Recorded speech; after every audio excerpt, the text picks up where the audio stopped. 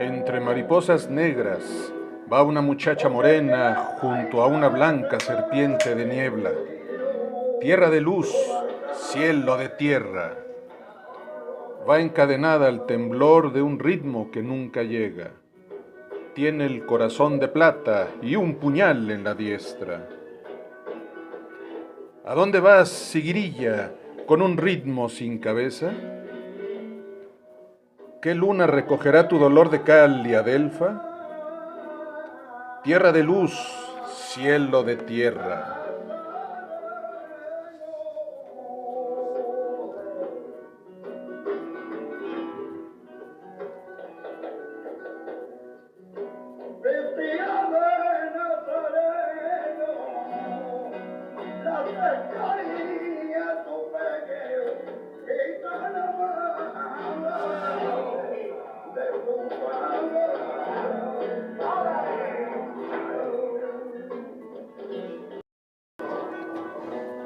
El cante jondo lo entiendo en lo personal como una manera muy andaluz de sublimar a través de la voz la más profunda expresión de una emoción o de un sentimiento que ha tenido en el cantaor Manuel Agujetas Padre a su más reconocido exponente y en el grandísimo poeta Federico García Lorca a uno de los artistas de la palabra que mejor se ha mimetizado con su esencia. Pues no solo escribió en 1921 poemas como el que acabo de leer, titulado El paso de la siguirilla, que forman parte de su vasto poemario dedicado al cante jondo, sino que desde mi punto de vista, cuando uno se adentra en los pormenores de la vida de este insigne poeta español, nacido en Fuente Vaqueros, en la región de Granada, y asesinado en 1936 durante el cenit de la Guerra Civil Española, interpreto su poesía en general como la genuina voz de un cantaor que desde lo más hondo de su alma expresa su parecer, su inconformidad y su enojo por las circunstancias injustas de vida de gente marginal, llámense los pobres, los gitanos, las mujeres, los negros o los no católicos, tan marginales y oprimidos como él, dada su homosexualidad que permea en un alto grado de contención desde mi punto de vista a lo largo de gran parte de su obra poética y que curiosamente halla su única manifestación de desahogo pleno en otra rama artística que abordó casi con la misma soltura que la poesía. Me refiero al teatro, pues en su obra titulada El público, cuando establece una dicotomía entre lo que él denomina teatro al aire libre y teatro bajo la arena, expone una especie de furia contenida por tener que ocultar los homosexuales de su época sus inclinaciones o preferencias, so pena del flagelo de una sociedad tan represora como la que le tocó vivir al gran Oscar Wilde apenas unas décadas previas a la época lorquiana de mayor esplendor y desafortunadamente casi igual de retrógrada y homofóbica que la actual en pleno siglo XXI. Digo casi porque lo que han conseguido hoy día en materia de derechos, no solo los homosexuales, sino en general quienes pertenecen a la comunidad LGBT, ha sido un avance ciertamente marginal por lento, muy lento, y tan marginal como aquellos grupos marginales de seres humanos que mencioné hace un momento, que encontraron en términos generales en la grandiosa obra poética del hijo predilecto de Fuente Vaqueros a un intérprete inigualable de sus sensaciones, de sus carencias y de su necesidad de elevar la voz, circunstancia grandiosa que me atrevo a afirmar que no habría ocurrido si Federico García Lorca no hubiese sido homosexual. Para mí, el mimetismo entre ellos y García Lorca es indudable.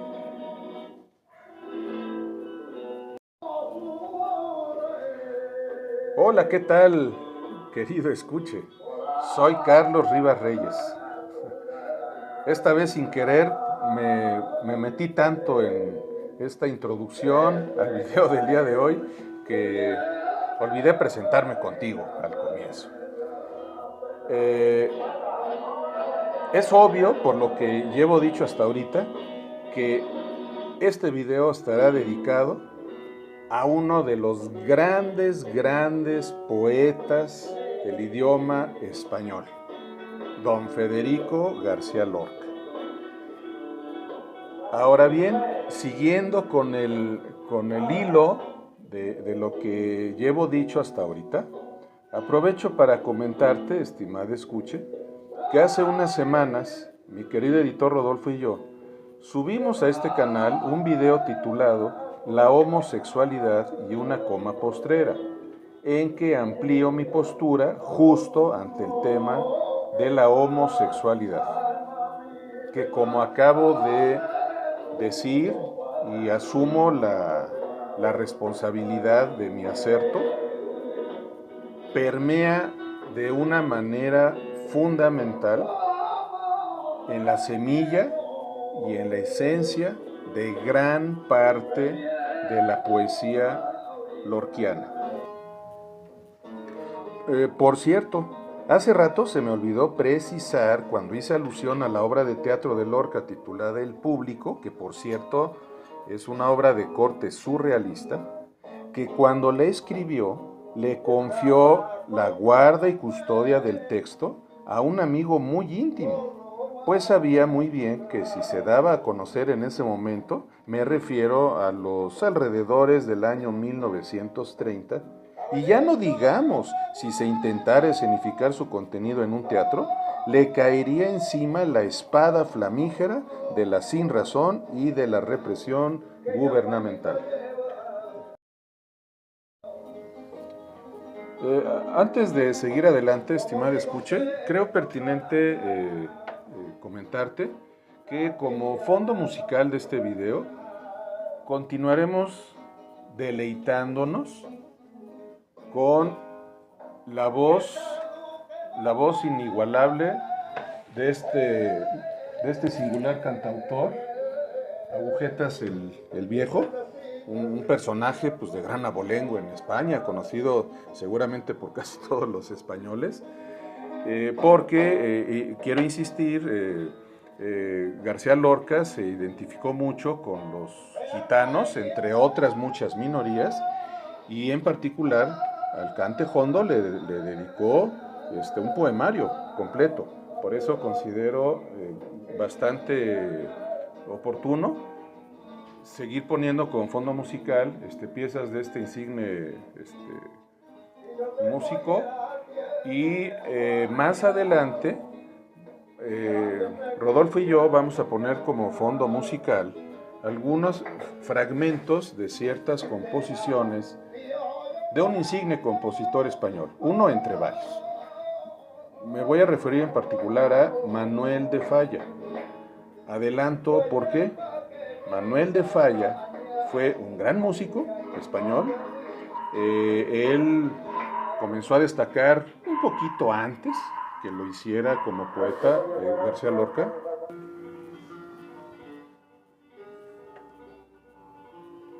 Que en su momento descubrió en Federico García Lorca su grandísimo talento musical. Sí, señor. Federico García Lorca, si bien fue un grandioso poeta,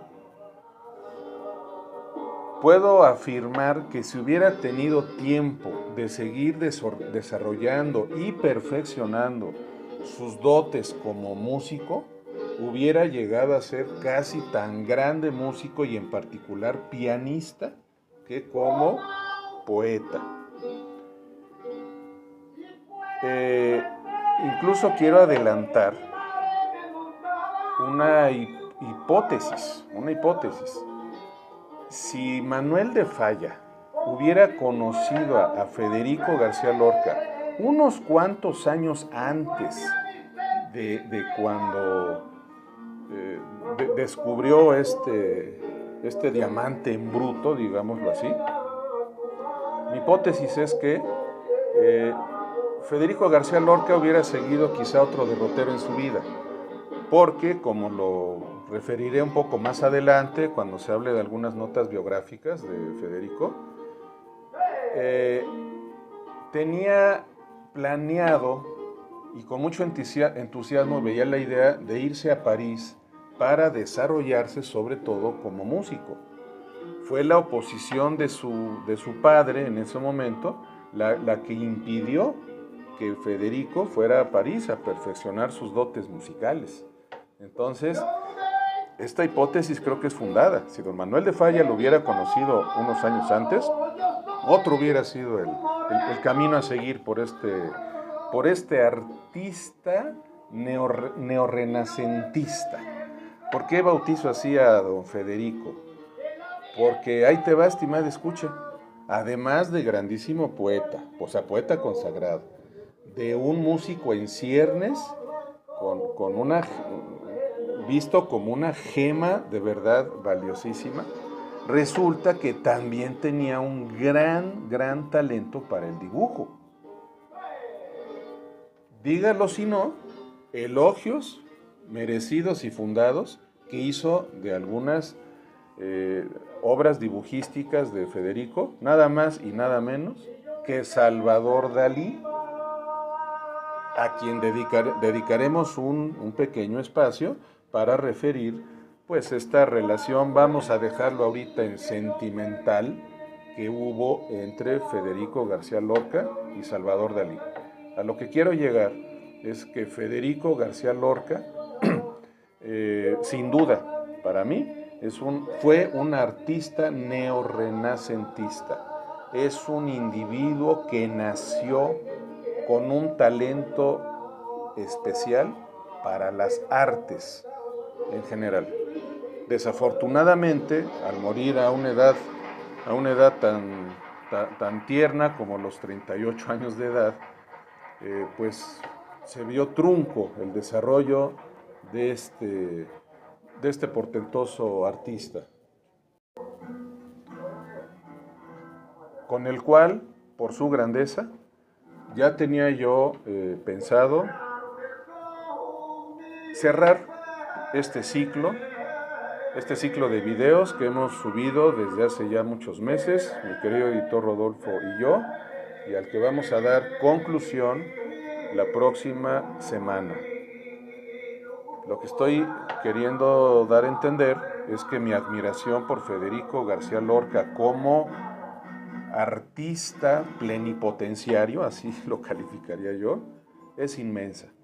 He leído su obra desde hace muchos años, conozco en términos generales su trayectoria de vida, y por eso pues para mí es un honor y me da mucha emoción poder dedicar este video, sustentado también en fuentes de información a las que me voy a referir más adelante, que de verdad me hicieron vivir un problema así tremendo para seleccionar algunos episodios de su vida, como también otros fragmentos de su obra tan vasta, para este video que pues no puede ser inconmensurable. Incluso como ya tenía desde hace tiempo pensado cerrar este ciclo completo de videos la próxima semana, no me será posible hacer un video como parte 2 de este. Yo de verdad lo haría con el corazón en la mano y con muchísimo gusto, porque es un artista inconmensurable. Entonces el reto pues va a ser compactar en el tiempo que dure este video cosas portentosas que hay en torno a su vida y a su obra. Con esto, ahora sí, vamos a dar cierto orden al video y voy a explicar brevemente cuál es la estructura que le voy a dar. Ahorita comenzaré pues dando una especie de introducción, digámoslo así, contextual de don Federico García Lorca. O sea, voy a hablar del contexto temporal y geográfico en que nació y en que desarrolló su vida, y ya después haremos algunas referencias a su biografía y a algunos fragmentos de ciertas obras que desde mi punto de vista son muy destacadas, aunque sí quiero adelantar, hablar de la obra de García Lorca es difícil encontrar puntos flojos, es difícil encontrar algunos baches desde el punto de vista técnico, desde el punto de vista emotivo. Es un hombre que, insisto, nació para brillar con luz propia. Es importante señalar que 1898 es un año crucial en la historia de España. Es crucial en tres frentes, lo diría de esa manera. Primero, es el año en que sobrevino la guerra hispano-estadounidense. Es un episodio histórico muy conocido, muy estudiado, la guerra de España con Estados Unidos, que tuvo como principal frente de batalla, digámoslo así, el Caribe, en particular la isla de Cuba, pero que al perder esa guerra España le repercutió en una merma territorial. Perdió territorios como Cuba, Puerto Rico, la isla de Guam, Filipinas. Y este no es un hecho menor. Esta pérdida histórica generó, digámoslo metafóricamente hablando, una especie de depresión colectiva en España. Y en ese mismo año, en este contexto de depresión colectiva, surgió un grupo literario exquisito que se conoce como Generación del 98. Entre otros exponentes, mencionemos nombres como Pío Baroja, Antonio Machado, Miguel de Unamuno, Azorín, Ramón del Valle Inclán, el autor de Tirano Banderas, el propio Jacinto Benavente, que como dato curioso fue Premio Nobel de Literatura en 1922, y otros. O sea, hay otros exponentes. Esta generación del 98 es tan rica en sus aportaciones literarias que creo que no exagero si digo que fue la presencia en el mundo de un segundo siglo de oro español. Digo, si ustedes quieren condensado, abreviado, ¿sí? O sea, es una expresión metafórica.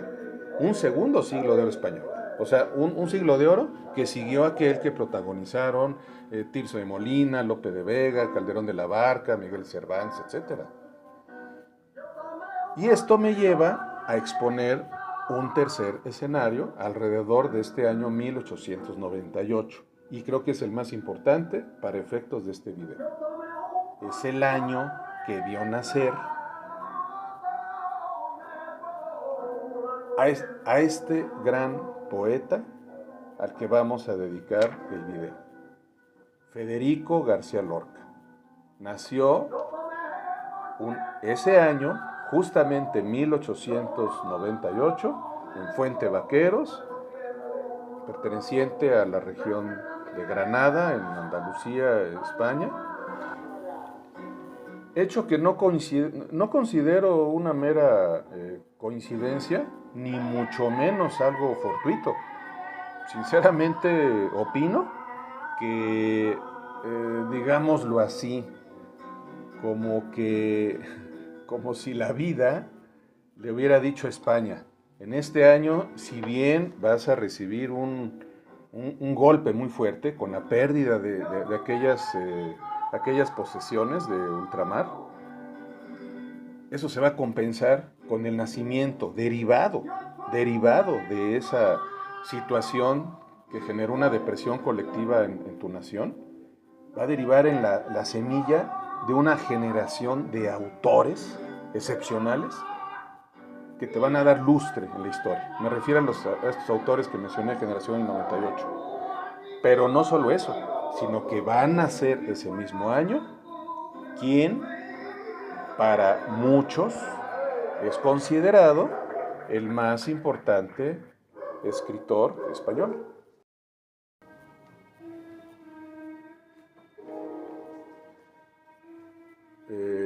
Mira, estimada escuche, ahorita en este momento le estamos dando un giro al fondo musical. Con mucho gusto te comento, estamos escuchando una de las piezas maravillosas de Manuel de Falla, a quien ya hice alusión hace rato.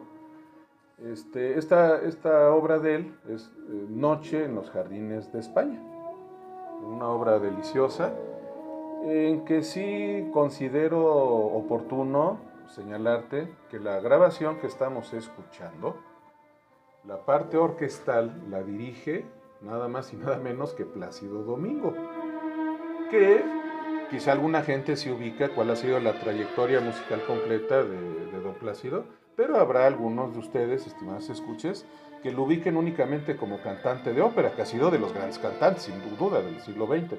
Pero él también ha desarrollado la faceta de director de orquesta. Él está dirigiendo esta obra que estamos escuchando, y al piano justamente está entrando en este momento. Adivina quién está. Nada más y nada menos que un personaje muy conocido por quienes aman la música clásica.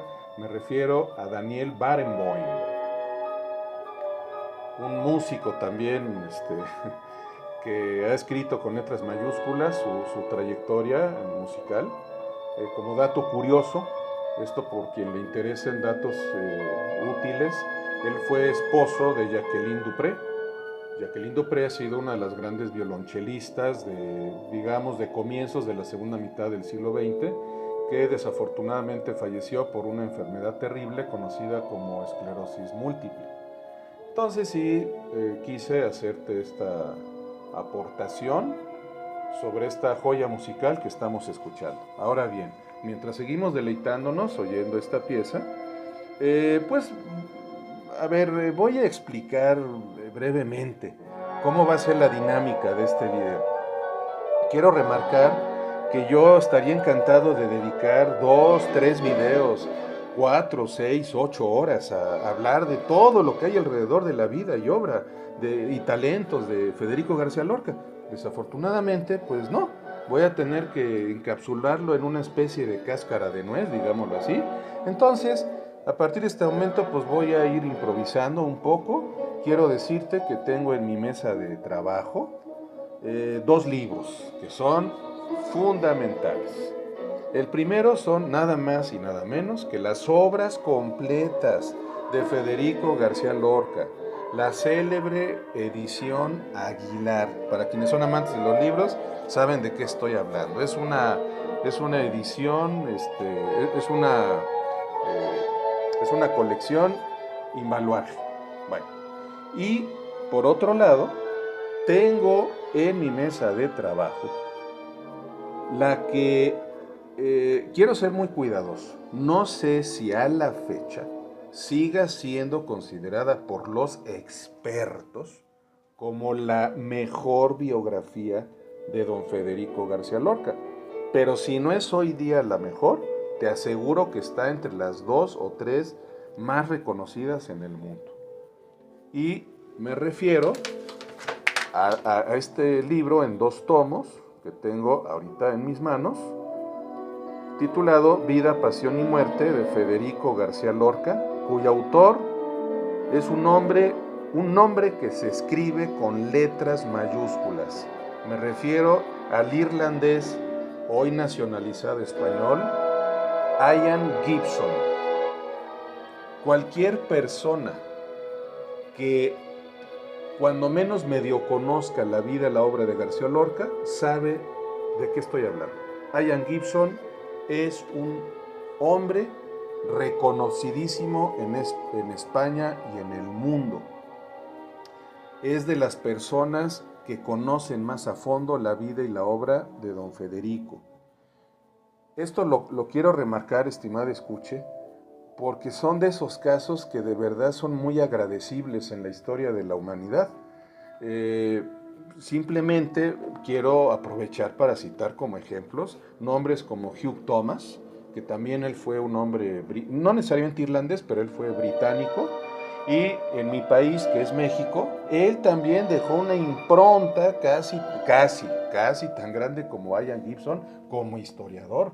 Es de los grandes eruditos en temas de culturas prehispánicas, de la mano de otros investigadores e historiadores que, si bien no eran británicos necesariamente, fueron igual de grandes. Me refiero a nombres como Loret Sejourné, como Jacques Sostel, que también han dejado una impronta inmensa en mi país. Y ha habido de veras muchos casos así de personas que nacen en un país, pero desarrollan toda su pasión, todo su talento, toda su entrega en otra nación que los recibe con las manos abiertas y que pasan a ser personajes consagrados de ese país. No exagero en lo que digo. En México, perdón que lo mencione, perdón, me viene a la mente también el caso de una grandísima pensadora del Medio Oriente llamada Ikram Antaki, que llegó a México, si no me falla la memoria, a mediados de los años 80, creo que es a principios de los años 80, echó raíces en México y aquí desarrolló una portentosa obra como pensadora y en particular en materia de filosofía. Entonces, pero ahorita me voy a concentrar en seguir enalteciendo a Ian Gibson. Si no fuera por él, esto lo puede afirmar cualquier lorquiano, si no fuera por él, no sería tan vasta la información bien documentada que hay en torno a la vida y la obra de Federico García Lorca. Y algo que me da mucha emoción, y sí quiero hacerlo público, es que esta obra no la tendría en mis manos si no fuera porque me extendió su mano de manera incondicional mi gran amigo Francisco.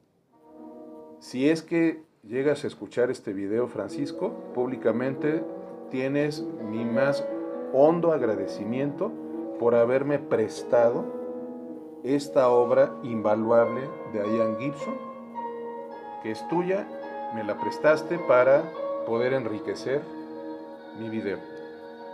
De verdad, tienes mi gran agradecimiento, amigo Francisco. Bueno, entonces, decía, tengo en mi mesa de trabajo estas dos obras, que es sobre las que voy a basarme a la hora de dar a conocer datos biográficos y fragmentos de obras de García Lorca. Y quiero señalarte, estimado escuche, que ya al final del video compartiré contigo un poema de mi autoría. Si me has dado seguimiento en este canal, el 90% de mis videos derivan en su parte introductoria, en su desarrollo, de textos de mi autoría. En este caso, por la gran admiración que le he tenido a Federico García Lorca desde hace muchos años, hace un tiempo compuso un poema que titulé Pues te soñaré en mi muerte, que lo escribí en forma de romance. Estoy hablando en el aspecto técnico, en forma de romance, que es a la que recurrió Federico en gran parte de su obra. Claro, él lo hizo con singular maestría. Yo lo hice, cuando menos, con un gran empeño, y espero que ese poema sea de tu agrado, ¿no? Bueno, primero haré referencias biográficas, casi todas ellas sustentadas en esta gran obra de Ian Gibson, que aproveché para estas 2 semanas, que es el tiempo que me lo prestó mi amigo Francisco. Dediqué estas 2 semanas a hacer un recorrido por este libro. He seleccionado algunas partes que me parecen particularmente interesantes, y después leeré fragmentos de algunos de sus poemas, me refiero a García Lorca, y de sus obras de teatro, porque también, como he dicho en otras ocasiones, estimado escuche, soy teatrómano. García Lorca también destacó en este campo artístico, y bueno, pues será obligado para mí hacer algunas pequeñas referencias. Como verás, el reto pues es complicado. Es complicado, en un tiempo relativamente breve, pues tendré que ser selectivo en algunos datos de Federico García Lorca. Sí quiero puntualizar algo. Si bien haré referencias a obras muy conocidas de él, de repente algún hecho geográfico importante, voy a dar preeminencia a algunos aspectos poco conocidos de Federico. Incluso de repente referiré a algunos poemas que no son tan conocidos, que no se han difundido tanto, como otros que ya se han ganado un lugar sobre un pedestal con todo derecho y con todo mérito, ¿sí? Bueno, entonces, ahora sí, vamos a comenzar haciendo algunas referencias sobre su vida. Voy a comenzar, estimado escuche, compartiéndote un dato que no sé si tú lo sabías, según yo es poco difundido. Resulta que Federico era cojo, padecía cierta cojera, al menos en lo personal, yo no estaba enterado de esa circunstancia. ¿Y cuál es mi fuente de información? El libro que acabo de mencionar de Ian Gibson, su biografía de Federico García Lorca. Y a ese propósito voy a leer un fragmento para respaldar este hecho, según yo novedoso. Es más, lo estoy extrayendo de la página 32, último párrafo. Voy a leer textualmente lo siguiente. Se ha dicho que unos pocos meses después de su nacimiento, Federico padeció una grave enfermedad que le impidió caminar hasta los 4 años cumplidos. Y el mismo poeta solía declarar que si no sabía correr era porque de joven había sufrido una lesión en las piernas. Sin embargo, en la familia no ha habido constancia de dicha enfermedad, omisión improbable de haber existido esta realmente.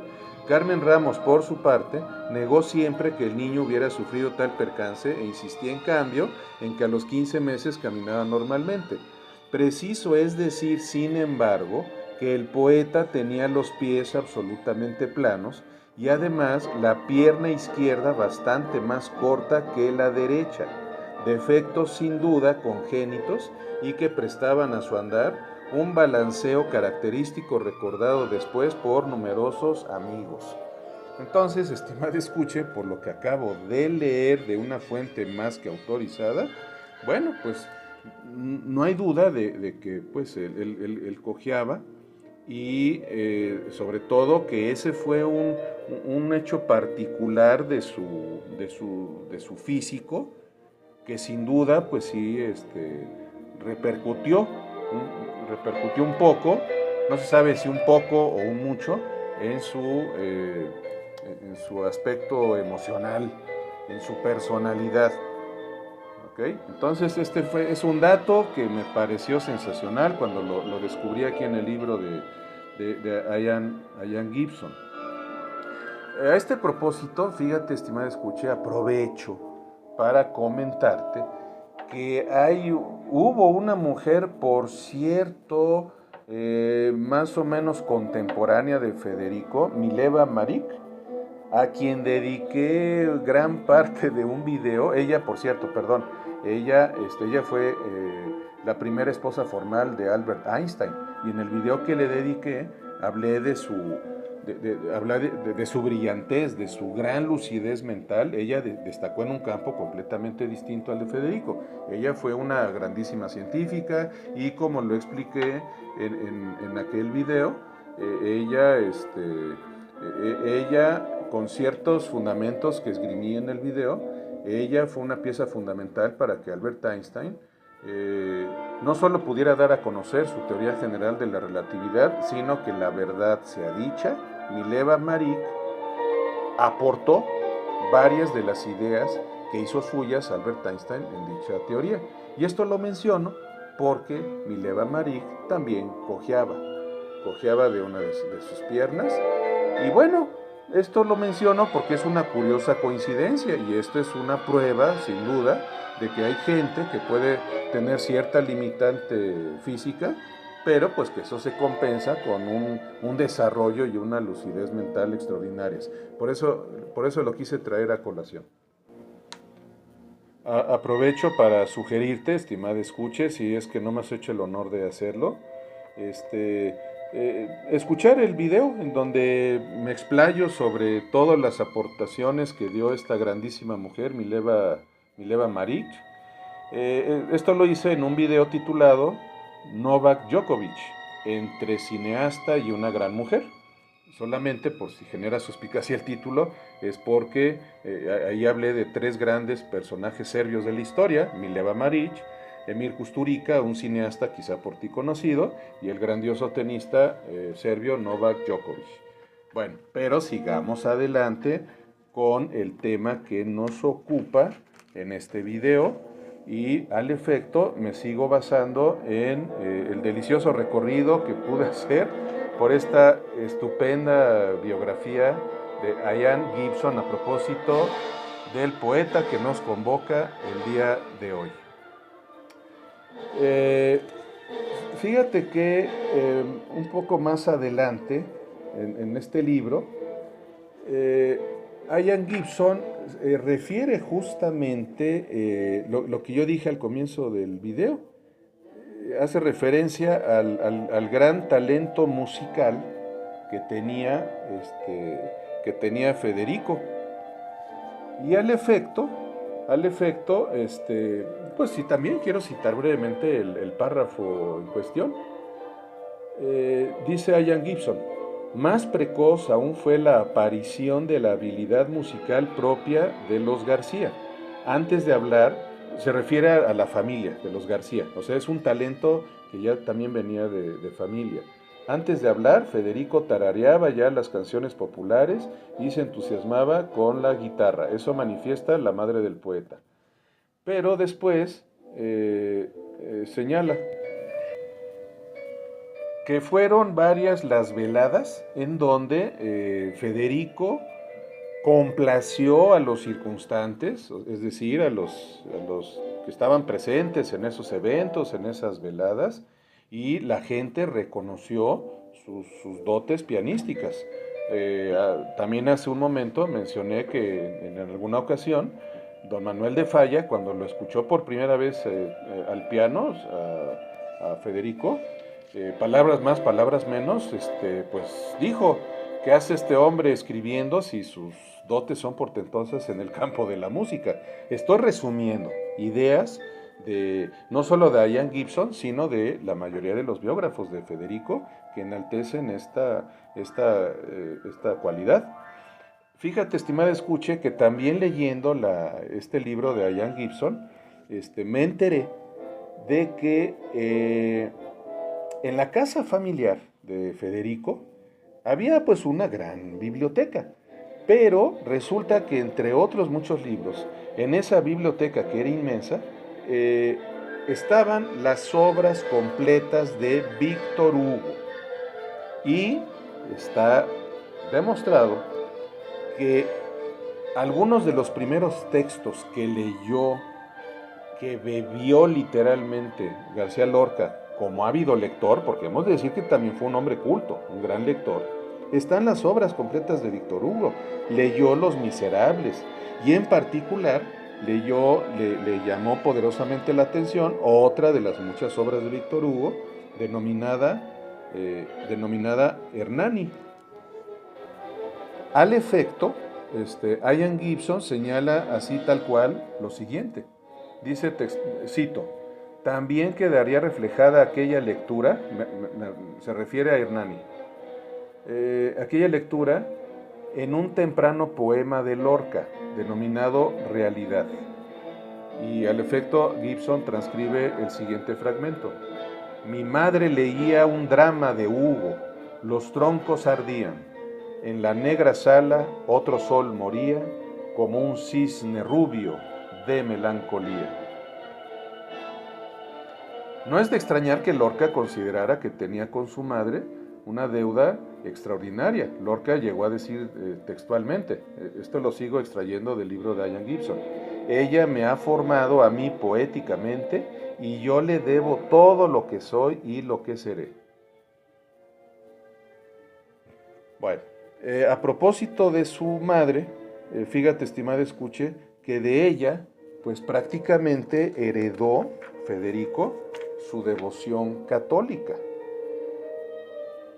Aunque, bueno, antes de seguir abundando en lo que Ian Gibson refiere sobre el catolicismo de García Lorca, sí quiero señalar brevemente que con el tiempo, bueno, pues realmente, según he ido yo descubriendo a través de lecturas sobre la vida de García Lorca, esta fe católica la fue también poniendo poco a poco, un poco en entredicho, llegó a ser literalmente García Lorca, hay que decirlo, aunque de una manera sutil en su poesía, llegó a ser un hombre anticlerical. Esto sí lo quiero dejar señalado. Pero, bueno, al efecto, insisto, Ian Gibson señala que fue de su madre de quien heredó su devoción católica. También señala Gibson que desde niño convivió en Fuente Vaqueros con gente marginada, en términos generales, incluyendo campesinos, etc. Y esto es muy importante, yo lo señalé en la introducción, porque el convivio con gente marginada fue forjando su propia ideología, su mentalidad, García Lorca, en pro de los marginados. Esto ya lo expliqué en la introducción, porque él sin duda también era un hombre marginal por cuanto a su homosexualidad. Ahora, hay un fragmento en el libro de Ian Gibson que en lo personal me llamó muchísimo la atención. Eh, es más, aquí, sí, aquí lo tengo el libro, aquí lo tengo a la vista, repito, estoy improvisando esta parte del video. Eh, Ian Gibson, sí, señala lo siguiente. Eh, Al mencionar la mala suerte que corrieron los musulmanes y judíos de Granada, habría que decir unas palabras acerca de los gitanos, que desde el siglo XIV vivían en las cuevas del Sacro Monte.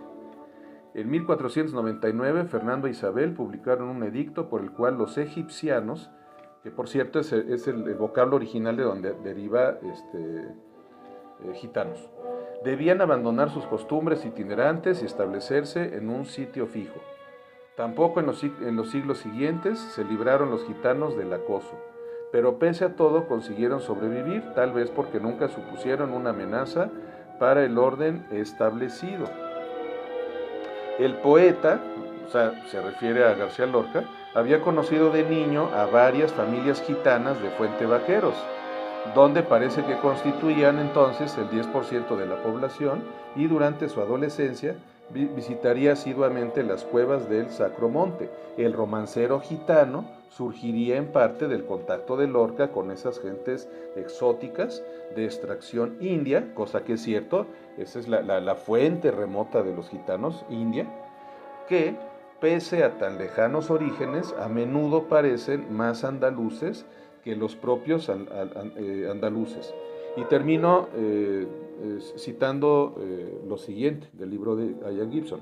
Lorca se convencería pronto de que la caída de la Granada musulmana y los acontecimientos que la siguieron habían constituido una ingente calamidad cultural.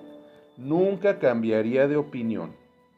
Preguntado en 1936 por su opinión acerca de la toma, se refiere a la toma de Granada de 1492, contestaría por escrito: fue un momento malísimo, aunque digan lo contrario en las escuelas. Se perdieron una civilización admirable, una poesía, una arquitectura y una delicadeza únicas en el mundo, para dar paso a una ciudad pobre y acobardada, a una, entre comillas, tierra del Chavico, se cierra comillas, donde se agita actualmente la peor burguesía de España. Creo, estimada escuche, que este fragmento que transcribe Ian Gibson y que a su vez pues acabo de leer, salido de la mente de García Lorca, confirma lo que he venido diciendo acerca de su integración y de su empatía con la gente marginal, pero no solo de la época de García Lorca, sino que él se remonta a una fecha tan crucial como 1492, cuando la España católica toma la Granada, que en ese momento era un enclave musulmán. Por cierto, estimado escuche, ahorita en este momento te comento, estamos poniendo, Rodolfo y yo, como fondo musical, otra de las grandes obras de Manuel de Falla, esta conocida como El sombrero de tres picos.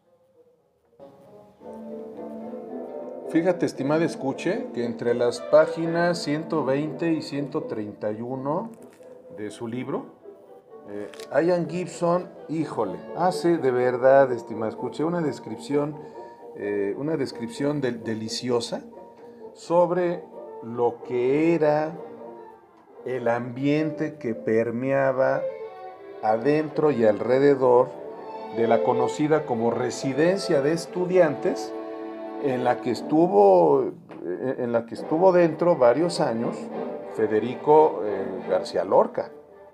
Eh, Aquí se refieren una serie de anécdotas interesantes. Por ejemplo, Ian Gibson explica cómo había un gran interés por parte de su director por mantener un alto nivel cultural entre todos los estudiantes de todas las áreas del conocimiento que había en dicha residencia.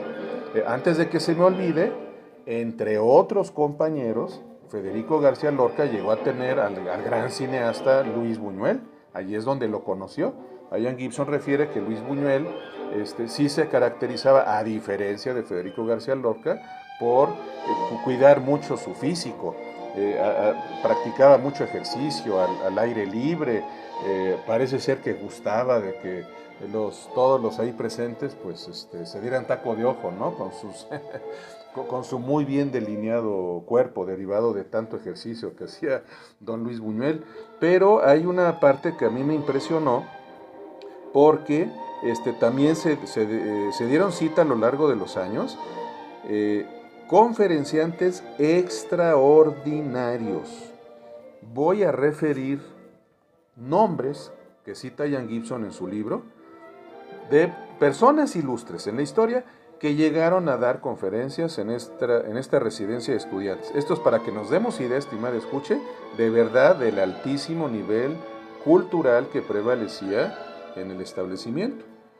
Dice Ian Gibson, por lo que toca a los conferenciantes, se refiere a los que llegaron a presentarse en la residencia, podemos mencionar a H.G. Wells. Aquí yo digo rápido, es conocido como autor de El hombre invisible, y Viaje en el tiempo y otras novelas clásicas. Después cita nada más y nada menos que a G.K. Chesterton. Otro gran autor, por cierto, admirado nada más y nada menos que por Jorge Luis Borges. Esto ya es de mi boca, ¿eh? Esto lo estoy diciendo al margen de lo que dice Ian Gibson. Él va citando los nombres y yo iré haciendo algunas aportaciones. Chesterton fue muy admirado por Jorge Luis Borges y entre otras novelas que para mí me parecen extraordinarias, escribió El hombre llamado Jueves. Luego, ahí está, cita Ian Gibson, Albert Einstein. Así es, el gran científico Albert Einstein llegó no solo a visitar España, sino a dar algunas conferencias en este lugar. Marie Curie, Madame Curie, ¿quién no conoce a Madame Curie? Una de las grandes exponentes de la química. Paul Valéry, extraordinario poeta. Howard Carter, Le Corbusier, por quien no lo sepa, Le Corbusier es uno de los arquitectos fundamentales en la historia de la arquitectura del siglo XX. Luego menciona a Sir Arthur Eddington. Por quien no ubica a Arthur Eddington, él pasó a la historia por ser quien con sus observaciones telescópicas y con el auxilio de una cámara pudo tomar las muestras suficientes durante un eclipse de sol para no solo dar crédito, sino dar herramientas a Albert Einstein para demostrar que su teoría general de la relatividad, en particular el aspecto de que la luz recorre trayectorias curvas, era correcta. Después menciona a Luis Aragón, uno de los grandes exponentes del surrealismo. Menciona también a François Mauriac. Debo decir que François Mauriac fue también un gran escritor de la primera mitad del siglo XX, de formación, él sí, ultracatólica. Y déjame ver, bueno, aquí menciona entre otros nombres a Paul Claudel, otro grandísimo poeta. Me viene a la mente un poema importante de él, Cementerio Marino, si no me falla la memoria, es el título, y que fue hermano, por cierto, de Camille Claudel, una grandísima escultora que fue amante de Augusto Rodin. Y para terminar con nombres célebres, bueno, pues ¿qué te parece? El gran filósofo Henri Bergson, quien por cierto, de lo que he leído de él, tiene una obra, un opúsculo en que hace todo un tratado sobre el tema de la risa y el chiste. Y finalmente John Maynard Keynes, que en el campo de la economía, pues también es un hombre que ha lucido con luz propia. La doctrina keynesiana, que enaltece el papel del Estado para manejar, controlar los factores económicos de la sociedad, es importante. Entonces, sí quise citar estos nombres porque, pues, digo, definitivamente hacen ver que la residencia de estudiantes donde permaneció muchos años Federico García Lorca definitivamente ayudaron mucho a su formación como intelectual. Y más adelante, en este mismo libro, Ian Gibson, en el campo de la música señala a, bueno, Manuel de Falla, sin duda, varias veces se presentó en la residencia, nada más y nada menos que Andrés Segovia, otro gran músico español, Igor Stravinsky. Fíjate nada más, estimada escuche, no lo cita Ian Gibson, pero yo calculo que, bueno, si no mal recuerdo, Igor Stravinsky estuvo en España por ahí de 1920, no tenía muchos años de haber generado un auténtico escándalo en toda Europa con, con sus creaciones, dancísticas que generaron un gran revuelo. Francis Poulenc, otro gran músico, y nada más y nada menos que el autor del bolero, Maurice Ravel. ¿Cómo ves, estimada escucha? Y podría seguir adelante, ¿eh? Cita algunos otros nombres de otras ramas del arte, de la ciencia, que omito pues por cuestiones de tiempo.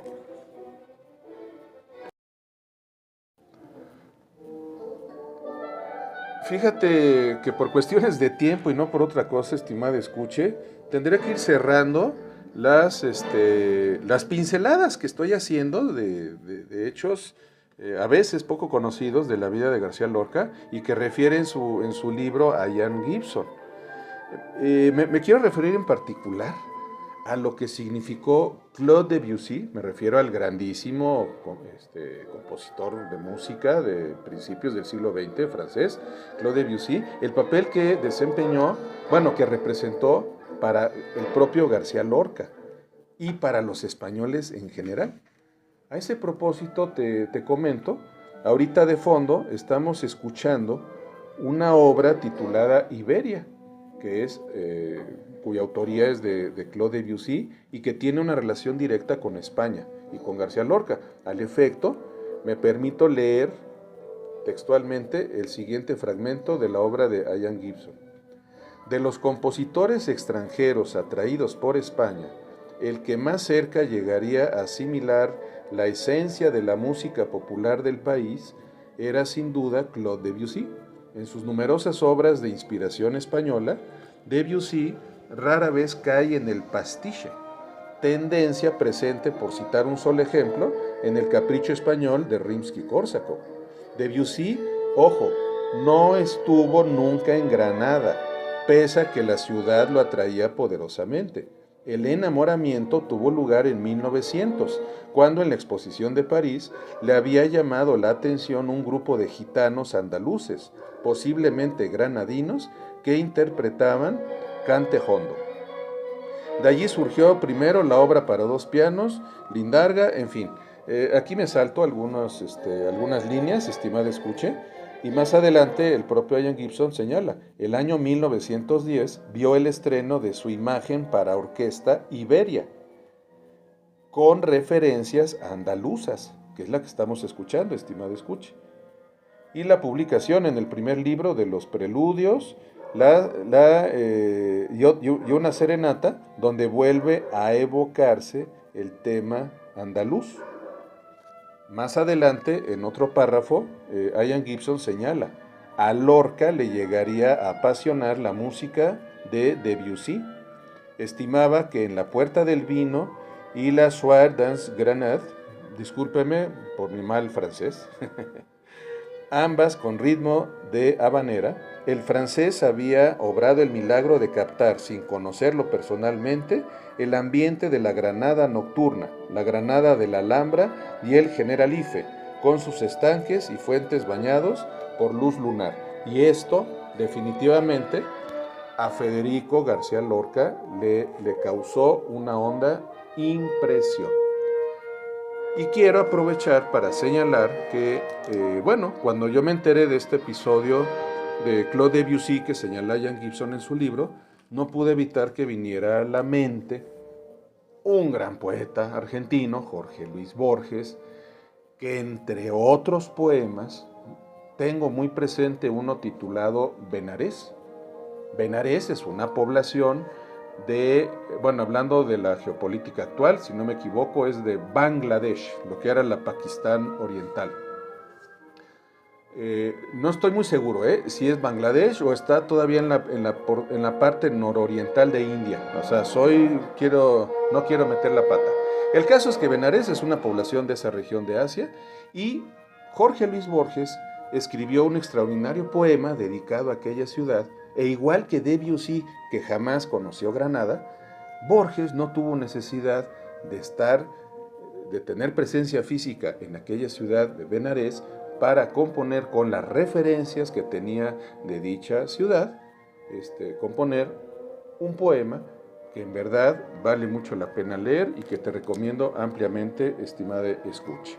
Bueno, como he señalado, por cuestiones de tiempo y no de otra cosa, voy a tener que frenar aquí las citas biográficas sobre García Lorca, extraídas de esta gran obra de Ian Gibson, para adentrarme a compartir contigo algunos textos o fragmentos de obras de García Lorca, para finalmente poder concluir el video con un poema de mi autoría titulado Pues te soñaré en mi muerte, dedicado a este grandísimo poeta granadino o andaluz, dicho en términos más generales. Bueno.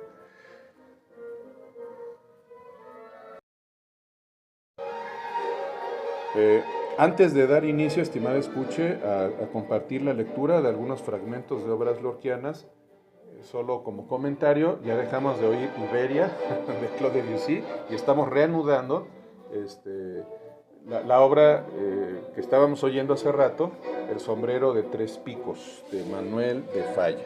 Bien, a ver, aquí tendré que ser muy conciso por cuestiones de tiempo. Sería imperdonable que no comenzara haciendo referencia, me atrevo a afirmar, al poemario más popular de Federico García Lorca. ¿No estés de acuerdo conmigo, estimada escuche? Su poemario más popular sin duda es Romancero Gitano. Ya desde el título queda clara cuál es la idea, cuál es la atmósfera que permea la serie de exquisitos poemas que forman parte de esta compilación. Es el tema de los gitanos. Y bueno, créeme que fue muy difícil elegir. Yo estaría encantado de leer y analizar todos los poemas que lo integran, pero repito, no es posible. Entonces, me costó trabajo, pero elegí entre todos estos poemas uno que a mí en lo personal la verdad me conmueve mucho y de hecho pues es conocido por mucha gente que ya ha leído a García Lorca. Con mucho gusto le daré lectura. Me refiero al poema titulado Preciosa y el aire. Su luna de pergamino, preciosa tocando viene por un anfibio sendero de cristales y laureles. El silencio sin estrellas, huyendo del sonsonete, cae donde el mar bate y canta su noche llena de peces. En los picos de la sierra, los carabineros duermen, guardando las blancas torres donde viven los ingleses, y los gitanos de agua levantan por distraerse glorietas de caracolas y ramas de pino verde. Su luna de pergamino preciosa tocando viene. Al verla se ha levantado el viento que nunca duerme. San Cristobalón desnudo, lleno de lenguas celestes, mira a la niña tocando una dulce gaita ausente. Niña, deja que levante tu vestido para verte. Abre en mis dedos antiguos la rosa azul de tu vientre. Preciosa, tira el pandero y corre sin detenerse. El viento hombrón la persigue con una espada caliente. Frunce su rumor el mar, los olivos palidecen. Cantan las flautas de Umbría y el liso gong de la nieve. Preciosa, corre, preciosa, que te coge el viento verde. Preciosa, corre, preciosa, míralo por dónde viene. Sátiro de estrellas bajas con sus lenguas relucientes. Preciosa, llena de miedo, entra en la casa que tiene, más arriba de los pinos, el cónsul de los ingleses. Asustados por los gritos, 3 carabineros vienen, sus negras capas ceñidas y los gorros en las sienes. El inglés da a la gitana un vaso de tibia leche y una copa de ginebra que preciosa no se bebe. Y mientras cuenta, llorando, su aventura a aquella gente, en las tejas de pizarra el viento furioso muerde. Bueno, ahí está la lectura de este bellísimo poema que elegí del poemario romancero gitano. Aquí mi principal intención es estimular a gente que me esté escuchando y que no se haya acercado a la obra de García Lorca, pues más o menos estoy dando una especie de guía, de recomendaciones, ¿no?, para leer. Ahora quiero pasar a otro poemario de Federico García Lorca. Esto lo voy a decir a título muy personal. Es el poemario más rico, profundo y, por qué no decirlo, quizá polémico, de Federico García Lorca. Me refiero a su poemario Poeta en Nueva York, del cual, bueno, a ver, antes de dar lectura a este poemario, sí quiero pues hacer un comentario previo. Considero que pues prácticamente la mayoría de los poemas que conforman este poemario son, por decirlo así, de carácter distópico. ¿Sí? Digo, para quien no sepa qué es una distopía, pues esto es todo lo contrario a una utopía. Una utopía, en términos simples, pues es algo sublime, algo muy bello, algo ideal, ¿no? Cuando se habla de un mundo utópico, es un mundo ideal, perfecto, etc. Lo distópico es todo lo contrario, ¿sí? Digamos, en términos de colores, pues en vez de ser blanco, pues es algo negro, es algo oscuro, hay un dejo pesimista, y diría yo fundamentado, importante, en un relato o en una postura distópica, en que prácticamente no solo se hace una crítica acerba de algo presente, sino que se plantean una serie de, digámoslo así, augurios llenos de pesimismo hacia el futuro. ¿Sí? Lo estoy diciendo muy a grandes rasgos. Entonces considero que la mayoría de los poemas de García Lorca, de este poemario, mantienen esa línea. Y considero conveniente señalar que aquí sí hay una coincidencia interesante.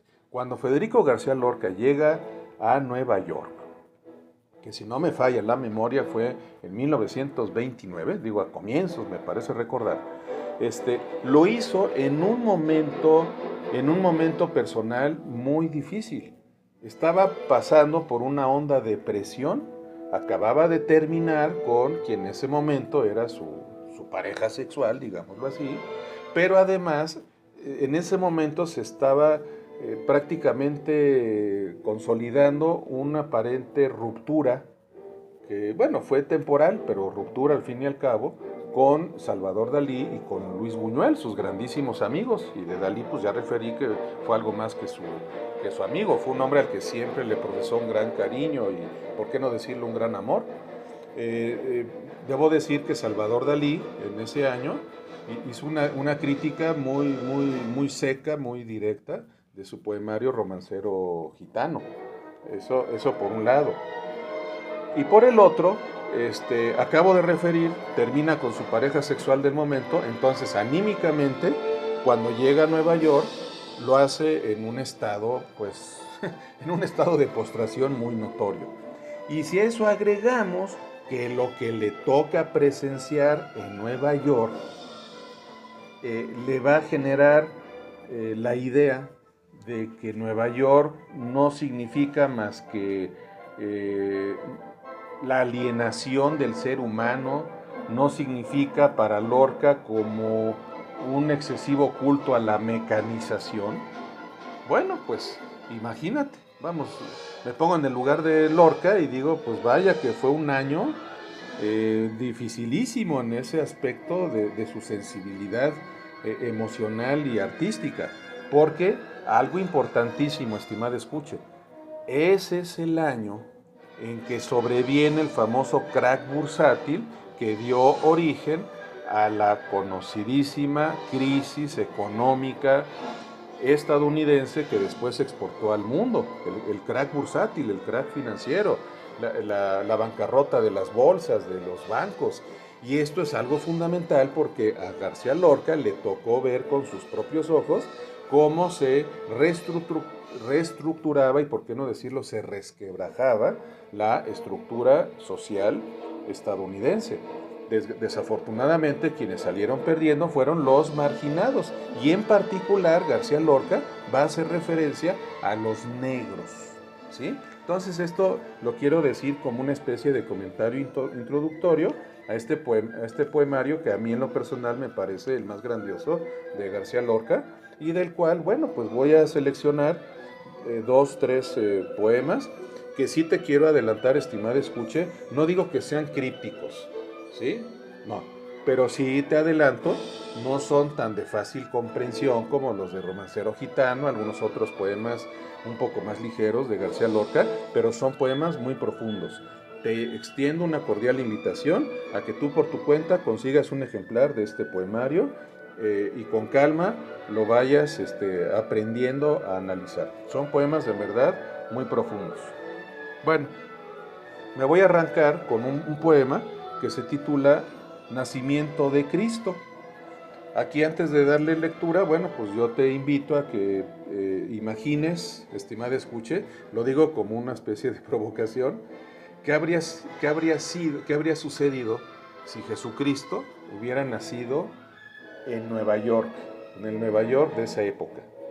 Ahí dejo planteado ese cuestionamiento. Paso a dar lectura al poema. Un pastor pide teta por la nieve que ondula, blancos perros tendidos entre linternas sordas. El cristito de barro se ha partido los dedos en los filos eternos de la madera rota. Ya vienen las hormigas y los pies ateridos. 2 hilillos de sangre quiebran el cielo duro. Los vientres del demonio resuenan por los valles, golpes y resonancias de carne de molusco. Lobos y sapos cantan en las hogueras verdes, coronadas por vivos hormigueros del alba. La luna tiene un sueño de grandes abanicos y el toro sueña un toro de agujeros y de agua. El niño llora y mira con un 13 en la frente. San José ve en el heno 3 espinas de bronce. Los pañales exhalan un rumor de desierto con cítaras sin cuerdas y degolladas voces. La nieve de Manhattan empuja los anuncios y lleva gracia pura por las falsas ojivas. Sacerdotes idiotas y querubes de pluma van detrás de Lutero por las altas esquinas. Es un poema que invita mucho a la reflexión. ¿No crees, estimado escuche? Bueno, paso ahora a dar lectura a otro poema breve. Es justamente el que sigue al nacimiento de Cristo y que también, no solo yo, sino la gente en verdad conocedora de García Lorca considera que es uno de sus poemas más importantes de este poemario. Se titula La Aurora. La aurora de Nueva York tiene 4 columnas de cieno y un huracán de negras palomas que chapotean las aguas podridas. La aurora de Nueva York gime por las inmensas escaleras buscando entre las aristas nardos de angustia dibujada. La aurora llega y nadie la recibe en su boca, porque allí no hay mañana ni esperanza posible. A veces las monedas en enjambres furiosos taladran y devoran abandonados niños. Los primeros que salen comprenden con sus huesos que no habrá paraíso ni amores deshojados. Saben que van al cieno de números y leyes, a los juegos sin arte, a sudores sin fruto. La luz es sepultada por cadenas y ruidos, en impúdico reto de ciencias sin raíces. Por los barrios hay gentes que vacilan insomnes como recién salidas de un naufragio de sangre. Aquí, estimada escuche, bueno, si lees con calma este grandioso poema, te darás cuenta que pues aquí está bien condensado lo que señalé hace rato sobre ese culto a la excesiva mecanización, esa alienación del ser humano. Por ejemplo, a nivel de metáfora, a nivel de símbolo, fíjate, aquí maneja conceptos cruciales que reitera a lo largo de varios de sus poemas. Me refiero, por ejemplo, a cuando habla de las inmensas escaleras. Obviamente, ¿a qué se refiere? Pues se refiere a los rascacielos de Nueva York, o en la cuarta estrofa, en donde habla de cieno de números y leyes. Es obvio que cuando se refiere a los números, quiere aludir al capitalismo, a la riqueza económica. Son flachazos que te doy, estimada escucha, sobre todo si no estás muy compenetrado con la obra de este gran poeta, para que hagas un abordaje adecuado. Y ya para concluir, respecto a este mismo poemario, voy a dar lectura a otros 2 poemas. El primero se titula New York. Debajo de las multiplicaciones hay una gota de sangre de pato. Debajo de las divisiones hay una gota de sangre de marinero. Debajo de las sumas, un río de sangre tierna. Un río que viene cantando por los dormitorios de los arrabales y es plata, cemento o brisa en el alba mentida de New York. Existen las montañas, lo sé, y los anteojos para la sabiduría, lo sé. Pero yo no he venido a ver el cielo, he venido para ver la turbia sangre, la sangre que lleva las máquinas a las cataratas y el espíritu a la lengua de la cobra. Todos los días se matan en New York 4 millones de patos, 5 millones de cerdos, 2,000 palomas para el gusto de los agonizantes, 1 millón de vacas, 1 millón de corderos y 2 millones de gallos, que dejan los cielos hechos añicos. Más vale sollozar afilando la navaja o asesinar a los perros en las alucinantes cacerías, que resistir en la madrugada los interminables trenes de leche, los interminables trenes de sangre y los trenes de rosas maniatadas por los comerciantes de perfumes. Los patos y las palomas y los cerdos y los corderos ponen sus gotas de sangre debajo de las multiplicaciones. Y los terribles alaridos de las vacas estrujadas llenan de dolor el valle donde el Hudson se emborracha con aceite. Yo denuncio a toda la gente que ignora la otra mitad, la mitad irredimible, que levanta sus montes de cemento, donde laten los corazones de los animalitos que se olvidan y donde caeremos todos en la última fiesta de los taladros. os escupo en la cara. La otra mitad me escucha devorando, cantando, volando en su pureza, como los niños de las porterías que llevan frágiles palitos a los huecos donde se oxidan las antenas de los insectos. No es el infierno, es la calle. No es la muerte, es la tienda de frutas. Hay un mundo de ríos quebrados y distancias inacibles en la patita de ese gato quebrada por el automóvil. Y yo oigo el canto de la lombriz en el corazón de muchas niñas. Oxido, fermento, tierra estremecida.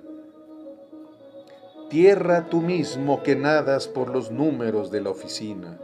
¿Qué voy a hacer? ¿Ordenar los paisajes? ¿Ordenar los amores que luego son fotografías? ¿Que luego son pedazos de madera y bocanadas de sangre? No, no.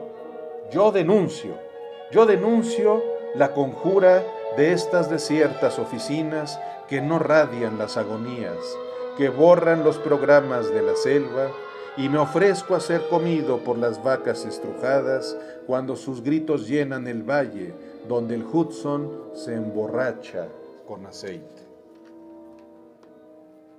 Estimada escuche, si estás de acuerdo conmigo, este es un poema que dice mucho, que su contenido es amplio y que de verdad refleja desde mi punto de vista la hondura de las sensaciones que generó en Federico García Lorca su estadía en Nueva York. O dicho correctamente, porque así está escrito original en el título del poema, en New York. En términos generales, si le das de nuevo lectura al poema, te darás cuenta que al aludir a las operaciones aritméticas fundamentales, como sumas, restas, multiplicaciones, etc., está aludiendo a números, está aludiendo a la riqueza material, al capitalismo.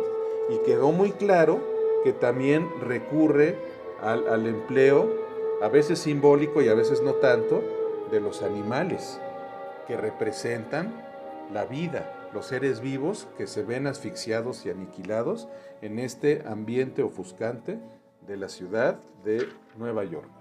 Creo que es de los mejores poemas de este poemario. Y ya para concluir de este mismo poemario, voy a citar un poema que, híjole, la verdad, desde mi particular punto de vista, creo que su contenido generó algo más que escozor en el clero católico español y en el Vaticano. Ya verás por qué, estimada escucha. El poema se titula Grito hacia Roma. Desde la torre del Chrysler Building. Esto lo señala el poeta, a propósito de lo cual aclaro, por si es que no conoces la ciudad de Nueva York, el Chrysler Building, o sea, el edificio Chrysler, en la época de García Lorca era el más alto. Ya después surgió el Empire State y tiempo después las famosas Torres Gemelas. Pero Lorca, así, pone como referencia del título, desde la torre del Chrysler Building. Manzanas levemente heridas por finos espadines de plata. Nubes rasgadas por una mano de coral que lleva con el dorso una almendra de fuego. Peces de arsénico como tiburones, tiburones como gotas de llanto para cegar una multitud, rosas que hieren y agujas instaladas en los caños de la sangre, mundos enemigos y amores cubiertos de gusanos caerán sobre ti, caerán sobre la gran cúpula que unta de aceite las lenguas militares, donde un hombre se orina en una deslumbrante paloma y escupe carbón machacado rodeado de miles de campanillas. Porque ya no hay quien reparta el pan y el vino, ni quien cultive hierbas en la boca del muerto, ni quien abra los linos del reposo, ni quien llore por las heridas de los elefantes. No hay más que 1.000.000 de herreros forjando cadenas para los niños que han de venir. No hay más que 1.000.000 de carpinteros que hacen ataúdes sin cruz. No hay más que un gentío de lamentos que se abren las ropas en espera de la bala. El hombre que desprecia la paloma debía hablar, debía gritar desnudo entre las columnas y ponerse una inyección para adquirir la lepra y llorar un llanto tan terrible que disolviera sus anillos y sus teléfonos de diamante. Pero el hombre vestido de blanco ignora el misterio de la espiga, ignora el gemido de la parturienta, ignora que Cristo puede dar agua todavía, ignora que la moneda quema el beso de prodigio y da la sangre del cordero al pico idiota del faisán. Los maestros enseñan a los niños una luz maravillosa que viene del monte, pero lo que llega es una reunión de cloacas donde gritan las oscuras ninfas del cólera. Los maestros señalan con devoción las enormes cúpulas ahumadas, pero debajo de las estatuas no hay amor. No hay amor bajo los ojos de cristal definitivo. El amor está en las carnes desgarradas por la sed, en la choza diminuta que lucha con la inundación. El amor está en los fosos donde luchan las sierpes del hambre, en el triste mar que mece los cadáveres de las gaviotas y en el oscurísimo beso punzante debajo de las almohadas. Pero el viejo de las manos traslúcidas dirá: amor, amor, amor, aclamado por millones de moribundos. Dirá: amor, amor, amor, entre el tisú estremecido de ternura. Dirá: paz, paz, paz, entre el tirite de cuchillos y melenas de dinamita. Dirá: amor, amor, amor, hasta que se le pongan de plata los labios. Mientras tanto, ¡ay!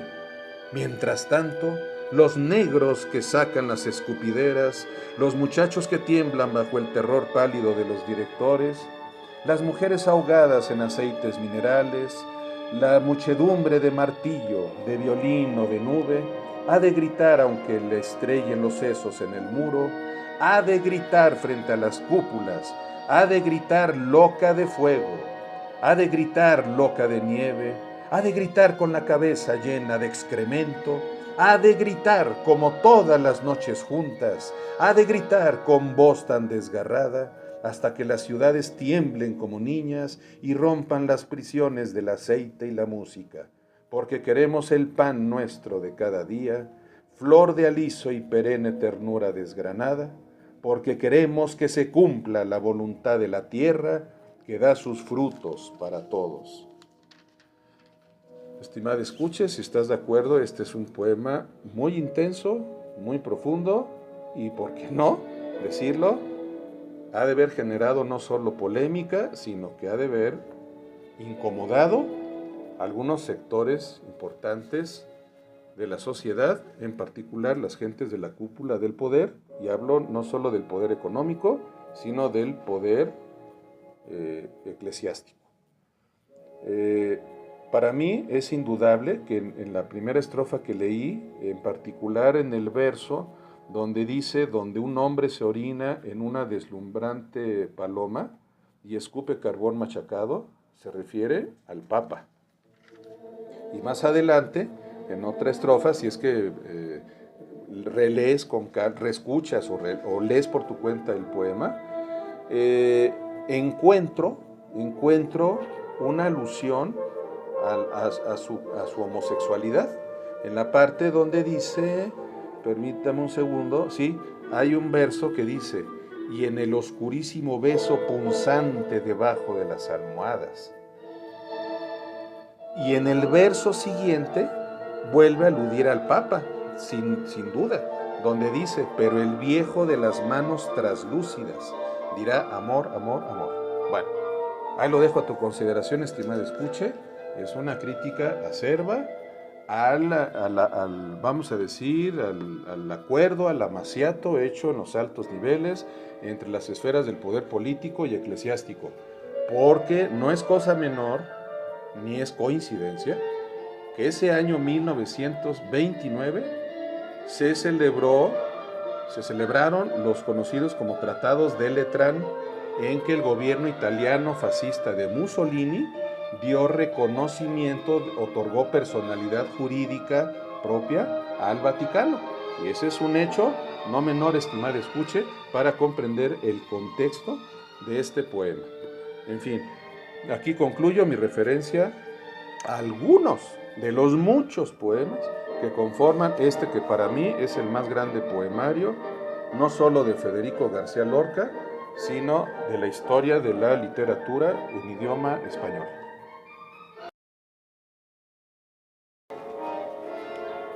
Bueno, vamos a cambiar un poco la tesitura de de los análisis que estoy haciendo, estimado escuche. Hay un poema ciertamente conocido que dedicó Federico García Lorca a Salvador Dalí. Quedamos que íbamos a abordar ese tema. Se titula Oda a Salvador Dalí. Te invito a que lo leas. Es un poema algo extenso. Ahí, bueno, pues Federico hace elogios de algunos aspectos de la personalidad de Salvador Dalí.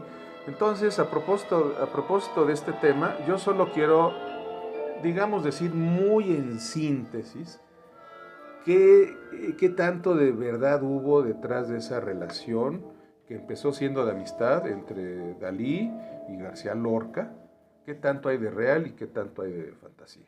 Mira, en pocas palabras, insisto, lo digo en forma muy resumida, ellos por supuesto que iniciaron una grandísima amistad. Sí está documentado y sí se sabe, el mismo Ian Gibson lo ratifica. García Lorca sí se enamoró de Salvador Dalí, eso es indudable. Ahora, lo que en mis propias palabras he alcanzado a captar de cómo fue la relación entre ellos, de parte de Salvador Dalí, todo parece indicar que sí intentó dar un siguiente paso con Federico. Para decirlo claro, intentó ser su amante, pero literalmente esto algún fragmento de una carta que escribió Salvador Dalí. Salvador Dalí, cuando lo intentaron, literalmente, así te lo digo tal cual, le dolió. Interprétalo como debas interpretarlo, estimado escucha. Le dolió cuando lo intentaron, ¿sabes a qué me refiero? Entonces ahí como que el propio Salvador Dalí puso un freno. Esto también hay que decirlo en el contexto muy interesante de prejuicios que traía hacia el sexo Salvador Dalí, derivado de una educación muy férrea, muy llena de represión que le dio su padre en ese tema. Entonces, eso es lo que te puedo sintetizar sobre la relación que hubo entre ellos. Ahora, ya mencioné que en 1929, pues un poquito enfriaron la relación cuando Salvador Dalí no se expresó muy bien del romancero gitano de García Lorca, pero lo que sí quiero compartir contigo es una frase contundente que pronunció Salvador Dalí cuando le notifican en 1936 la muerte de su amigo García Lorca. Cuando le dieron a conocer la noticia, textualmente respondió: «Olé, como estaba enamorado de mí, así me desembaracé de él». Bueno, ahí dejo a tu interpretación esta frase contundente de Salvador Dalí, estimada escucha. Bueno, ya para ir cerrando esta parte dedicada a García Lorca, quiero hacer muy pequeñas referencias a algunas de sus obras de teatro más representativas, ¿sí? En tiempo, la primera obra de teatro importante que escribió fue Mariana Pineda. Es una obra con un contexto histórico importante. Estamos hablando de la España de la segunda década del siglo XIX, cuando un movimiento encabezado por los liberales, pues trataban de poner del poder a Fernando VII, querían derrocar la monarquía, etc. En 1820 ocurre un hecho importante que, por cierto, tuvo que ver este triunfo liberal con la emancipación de la Nueva España, de España. O sea, una de las razones reales por las que Nueva España se independiza de España es el triunfo liberal de 1820. Y en ese contexto se desarrolla Mariana Pineda, que viene a ser, tiene un tórrido romance dentro de la obra con un militar, uno de los liberales de aquel grupo. Mariana Pineda se incorpora al movimiento y lo hace de tal manera que, bueno, finalmente es capturada y muere, pero ella con orgullo muere en nombre de los liberales. Después hay otra de las grandes obras de García Lorca, es la titulada Yerma. Yerma, que en términos generales, por si no lo sabes, estimada escuche, pues trata sobre una mujer, en alguna parte de la obra se dice, ¿no? Una mujer que se siente seca. ¿En qué sentido? En que es infértil, no puede dar a luz, no tiene hijos durante su matrimonio, ¿sí? Y a su esposo del momento, pues es un hombre que a su manera, en el contexto machista de aquella época, pues quería a Yerma, pero no, lo tiene sin cuidado el que tuvieran hijos o no, y Yerma en cambio le va generando estados de ansiedad tremendos que derivan en un desenlace trágico. No doy los detalles por si quieres tú ver la obra, pero de esa obra rescato un fragmento muy breve, en donde una mujer ya de edad, ya madura, le dice a Yerma, cuando están tocando el tema de si va a tener o no hijos, la señora le dice: los hombres tienen que gustar, muchacha, antes de deshacernos las trenzas y darnos de beber agua. Oye, ¿a ti te gusta tu marido? Y más adelante le señala, tener un hijo no es tener un ramo de rosas. Son dos fragmentitos, estimado escuche, que elegí de la obra, que me parecen muy interesantes para el análisis. Después hay otra obra de teatro titulada Doña Rosita la Soltera, que bueno, ya desde el título pues imaginamos cuál es la trama, ¿no? Pues es una mujer que se le pasa la juventud, llega a una edad madura y pues por X o Y circunstancia jamás llegó a consolidar un verdadero amor. A lo largo de la obra, pues ella mantiene un amor platónico, digámoslo así. Digo platónico porque es por un hombre que sí conoce, se llevan muy bien, pero él se va y jamás regresa. Y ella todo el tiempo se mantiene enamorada de este hombre. Entonces, hay un fragmento que dice, por ejemplo: la vida y la naturaleza tienen sus ciclos y sus leyes. Todo ha de cumplirse según un ritmo fijo y preestablecido. Así nos lo anuncian las flores con su lenguaje claro y evidente. Y después hay una parte hermosa que dice: cuando se abre en la mañana, roja como sangre está. La tarde la pone blanca, con blanco de espuma y sal. Y cuando llega la noche, se comienza a deshojar.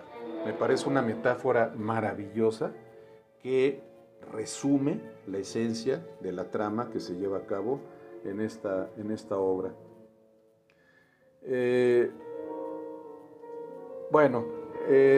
Más adelante hay otra obra que hasta donde sé, pues creo que es la más popular de García Lorca, por eso no abundo mucho en la trama.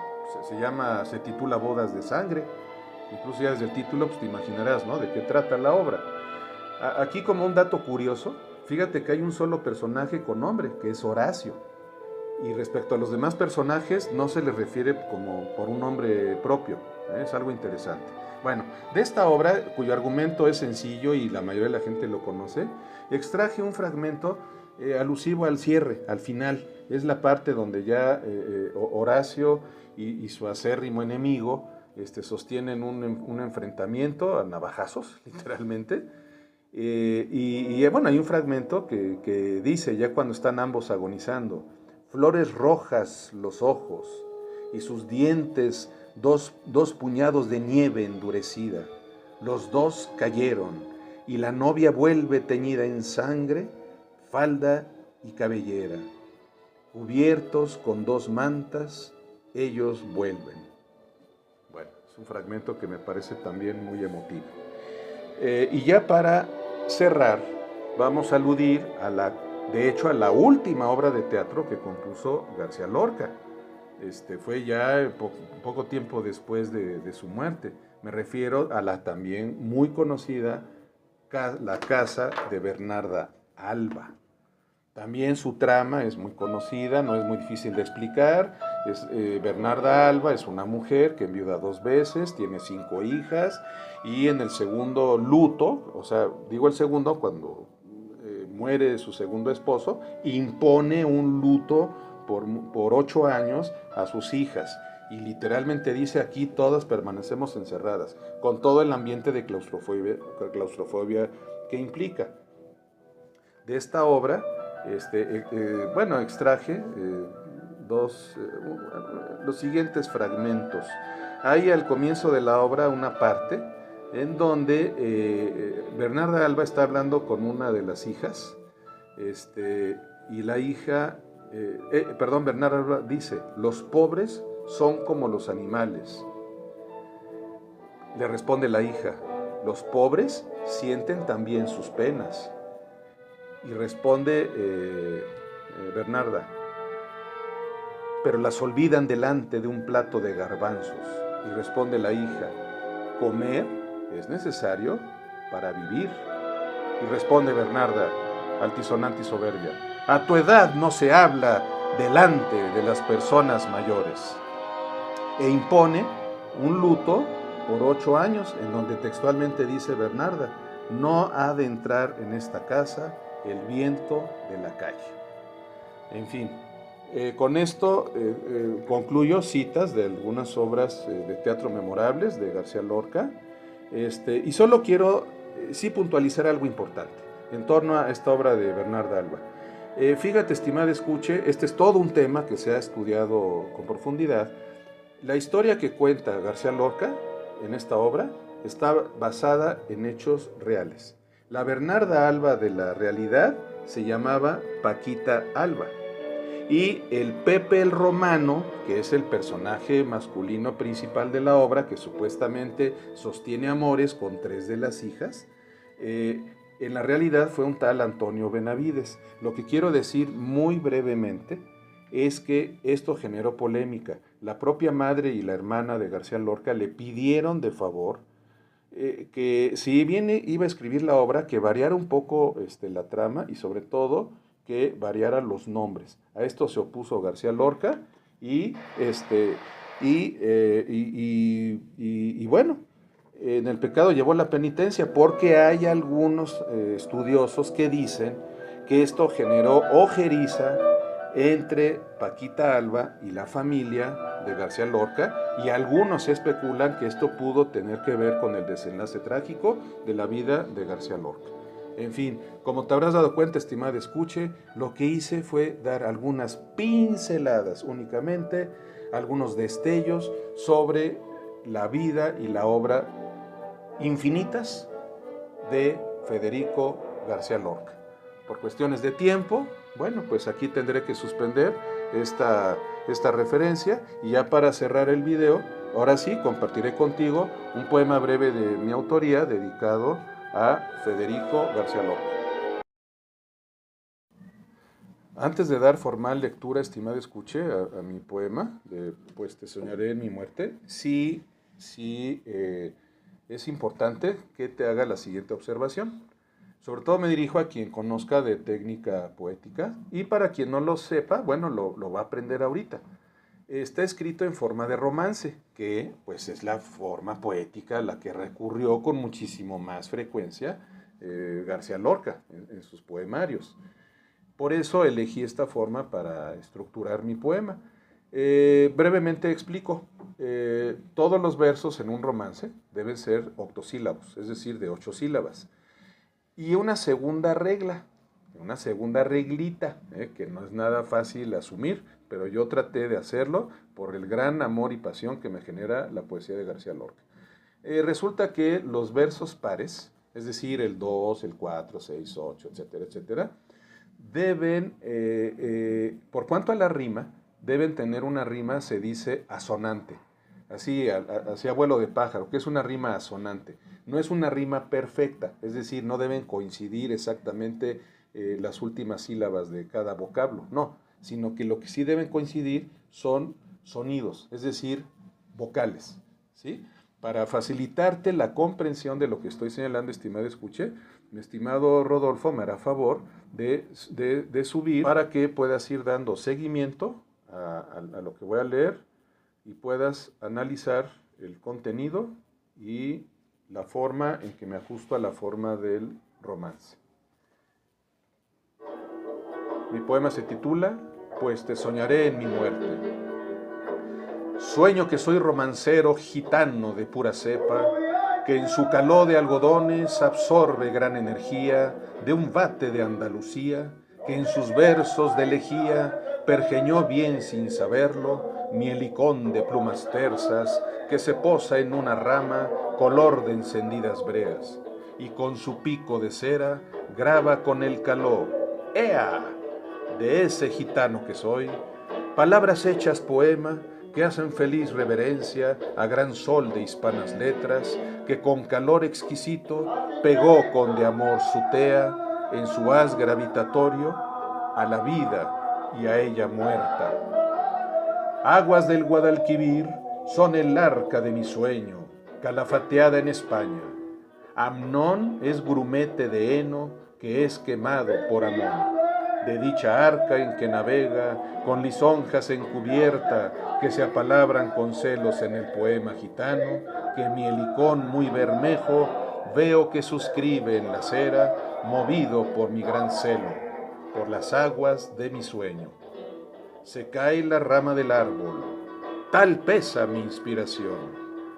Con mi huella que grabó, la rama cae en mi arca de aguas tuyas, mi granado Federico García Lorca, pues te soñaré en mi muerte.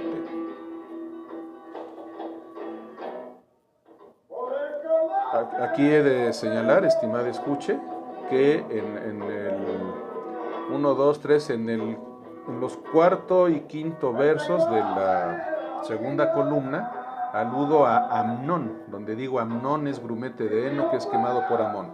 Te doy la referencia de que Amnón es el personaje del último de los poemas que conforman el romancero gitano de Federico García Lorca.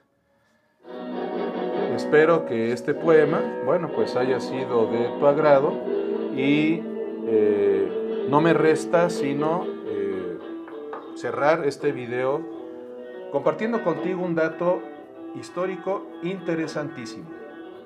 Resulta que cuando Federico García Lorca fue hecho prisionero en Granada, él tenía en su poder un boleto para trasladarse a México. Sí, señor. Él ya tenía pensado venir a México. Había recibido una invitación para venir al país, para una serie de eventos, para que él mismo promoviera su grande obra, sobre todo su obra teatral, pero hasta donde he leído, y también así se interpreta de la información dada por Ian Gibson, él antes de venir a México decidió ir de Madrid a Granada para despedirse de su familia. Él no contaba con este desenlace trágico que iba a tener su vida, que lo hizo morir muy joven, a una edad parecida a la que murieron otros grandes exponentes de la cultura universal, como Wolfgang Amadeus Mozart, como Franz Schubert, y por qué no decirlo, lo traigo a colación, porque es un paisano mío, y también un hombre de una raigambre popular inmensa en México, llamado Pedro Infante.